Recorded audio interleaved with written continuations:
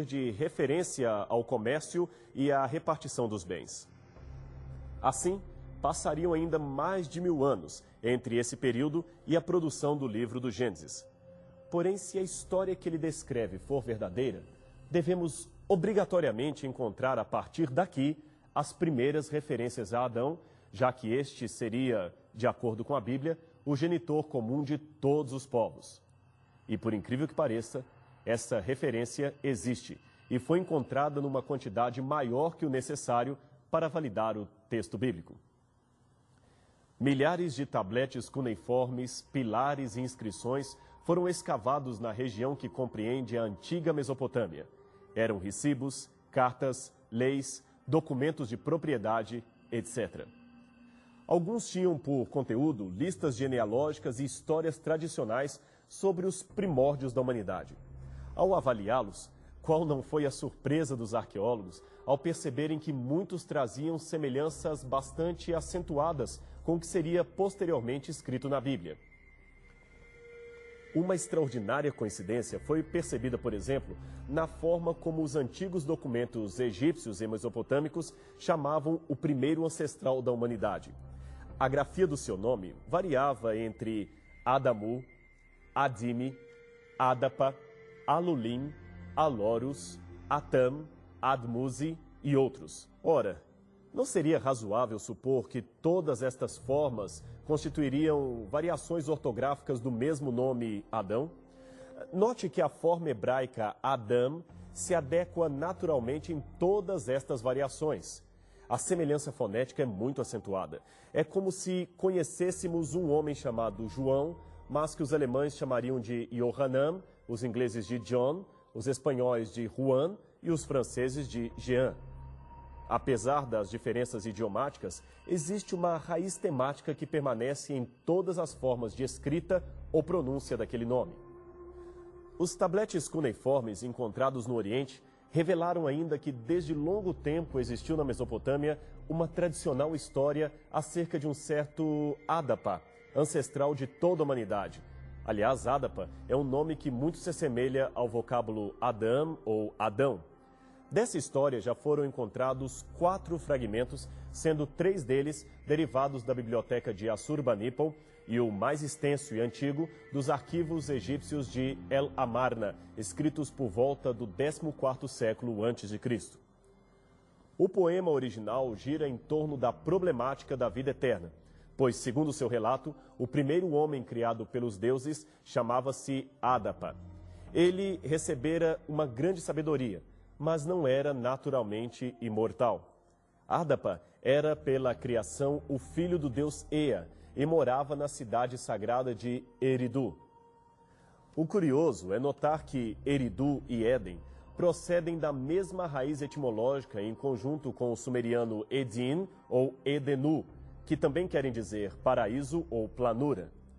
Coincidentemente, Lucas também enumeraria a genealogia humana de Cristo a partir de Adão, classificando-o como, no mito de Adapa, de o Filho de Deus. Lucas 3, verso 38.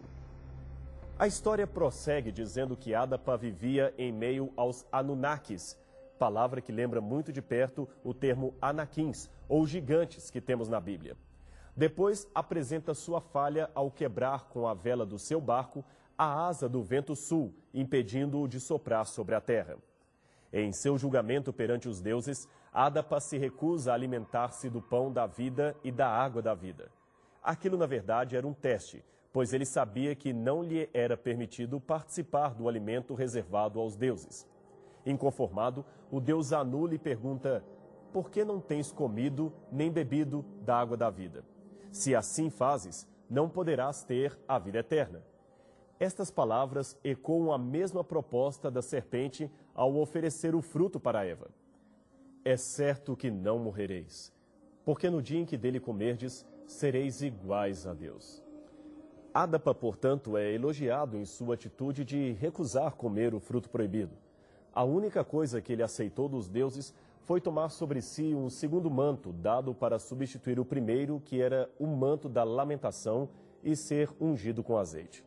Estes 2 elementos simbolizam a justiça que é outorgada por outrem àquele que mereceria morrer. Embora o Gênesis não fale nada acerca do azeite, traz o tema das duas vestes de Adão, que primeiro faz para si e sua mulher cintas de folhas e, no final, é vestido com um segundo manto feito a partir da pele de um animal. Isso está em Gênesis capítulo 3, versos 7 e 21. Na mentalidade da época, era forte a ideia de que a imortalidade não era algo que nos pertencesse naturalmente. Ela seria outorgada pelos deuses. Igualmente, na visão bíblica, o homem não é criado como um ser imortal, mas como um candidato à imortalidade mediante a obediência. Com a entrada do pecado, perdemos a vida eterna e agora somente em Cristo podemos, de fato, recuperá-la. Com peculiaridades próprias de cada poema, esta mesma estrutura de criação e queda do gênero humano aparece em outras histórias espalhadas pelo antigo Oriente Médio. E todas, igualmente, possuem semelhanças incríveis com o relato bíblico. No épico babilônico de Gilgamesh, o lendário herói sumeriano tem um amigo chamado Enkidu, que é seduzido por uma cortesã da deusa Ishtar e passa a ter o conhecimento pleno, símile do conhecimento do bem e do mal mencionado na Bíblia. Após este ocorrido, Ishtar lhe declara: "Você agora é um conhecedor, Enkidu. Você será igual a Deus." Então ela improvisa vestiduras e o veste com elas.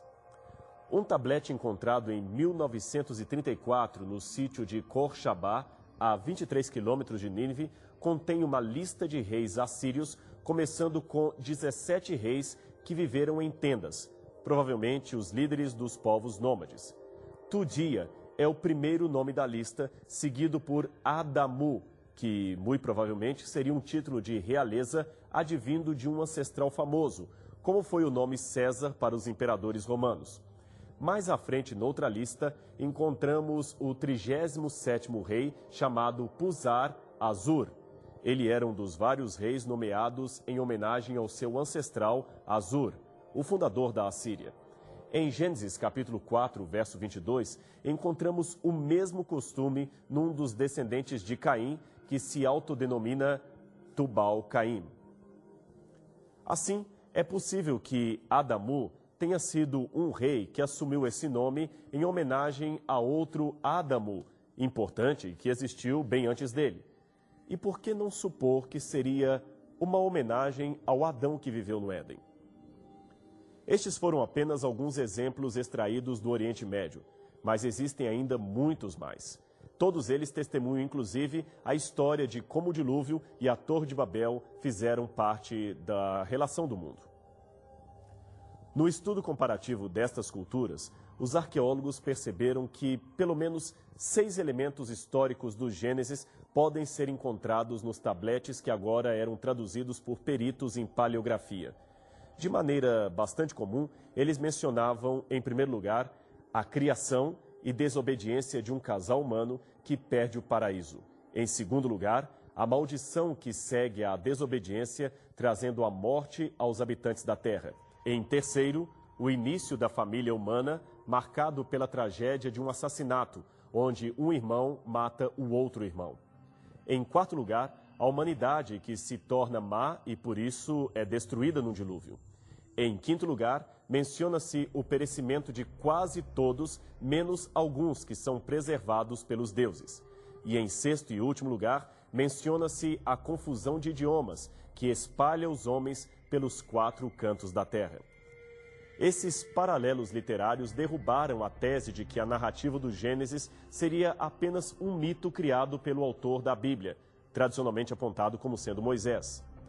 Alguns, no entanto, continuaram a negar a historicidade da Bíblia, sugerindo desta vez que esses relatos mesopotâmicos seriam os originais e que o Gênesis seria apenas um plágio de obras literárias anteriormente existentes.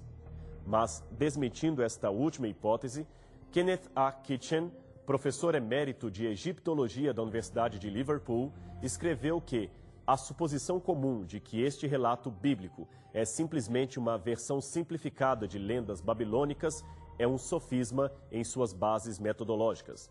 No Antigo Oriente Próximo, a regra é que relatos e tradições podem surgir por acréscimo ou embelezamento na elaboração de lendas, mas não o contrário. No Antigo Oriente, as lendas não eram simplificadas para se tornar pseudo-histórias, como tem sido sugerido para o Gênesis. Ao contrário de ser um plágio, o Gênesis possui características de ser quase uma correção daquilo que o antecede. A prova disto está no fato de que, dentre todos os textos, ele é o único que assume um monoteísmo clássico, isto é, a adoração de um único Deus em meio às versões